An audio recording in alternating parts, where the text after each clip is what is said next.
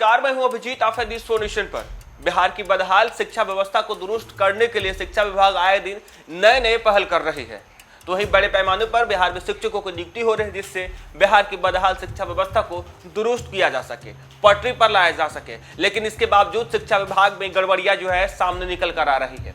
लगातार शिक्षा विभाग के द्वारा कई प्रकार की योजनाएं जो है शिक्षा विभाग के द्वारा लाई जा रही है। इससे बच्चे जो है अधिक से अधिक विद्यालय पहुंचाने बच्चों के लिए कई तरह की प्रोत्साहन राशियां दी जाती है। और इस प्रोत्साहन राशियां का आधार होता है बच्चों का अटेंडेंस यानी उपस्थिति। और देखिए किस तरीके से बिहार के सरकारी विद्यालय में उपस्थिति को लेकर किस तरीके से गड़बड़ी सामने निकलते रहती है। आए दिन कार्रवाई की जाती है, इसके बावजूद उपस्थिति में हेर फेर का मामला जो है सामने निकल कर आते रहता है। कहा जाता है कि शिक्षा विभाग के द्वारा उपस्थिति के आधार पर बच्चों को दी जाने वाली छात्रवृत्ति हो, बच्चों को दी जाने वाली पोशाक योजना हो, तमाम तरह की जो योजना है प्रोत्साहन योजना वो बच्चों की उपस्थिति पे दी जाती है। लेकिन उपस्थिति में गड़बड़ी कर दी जाती है और बच्चों को योजनाओं में जो है किस तरीके से देखिए हेराफेरी की जाती है। वैसे में उन तमाम विद्यालयों को चिन्हित किया गया है, लगातार कार्रवाई भी की जाती है। और एक बार फिर से देखिए किस तरीके से प्रोत्साहन राशि में गड़बड़ी की गई है, बच्चों की उपस्थिति जो है वो गलत तरीके से दर्ज की गई है।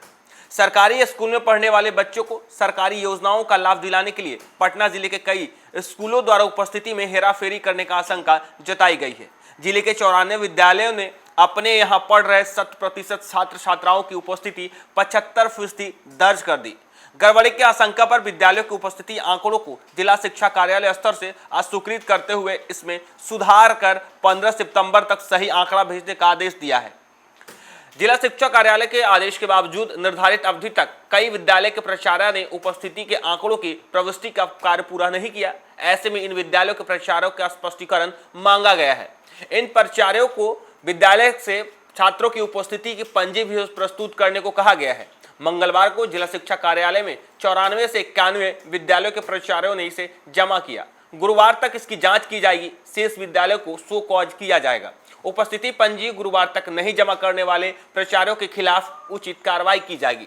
जांच का मुख्य उद्देश्य है कि योजनाओं के लाभ के गलत आवंटन को रोकना, शैक्षणिक रिकॉर्ड में पारदर्शिता लाना और जिम्मेदार अधिकारियों को चिन्हित कर उसके खिलाफ अनुशासनात्मक कार्रवाई की प्रक्रिया करना। देखिए किस तरीके से आए दिन बिहार में फर्जी उपस्थिति को लेकर गड़बड़ी सामने निकल कर आती है। और एक बार फिर से शिक्षा विभाग बिहार के तमाम जो विद्यालय हैं उनके तमाम प्राचार्यों को, हेडमास्टरों को कहा है कि जो उपस्थिति है उस आंकड़े को जो है पारदर्शी तरीके से योजनाओं को लाभ देने के लिए जिस तरीके से गलत तरीके से अटेंडेंस बना दी जाती है, उपस्थिति दर्ज की जाती है और सरकार द्वारा दी जाने वाली बच्चों को प्रोत्साहन राशि का गबन किया जाता है। ऐसे में उन तमाम हेडमास्टरों को कहा गया है कि जो आंकड़े हैं, जो बच्चों की उपस्थिति के आंकड़े हैं, उसे सुधार कर जल्द से जल्द शिक्षा विभाग को भेजे। लेकिन देखिए आए दिन किस तरीके से उपस्थिति में हेराफेरी होती है, फर्जी अटेंडेंस बना करके बच्चों को दी जाने वाली प्रोत्साहन राशि में जो है बड़ी गड़बड़ी होती है।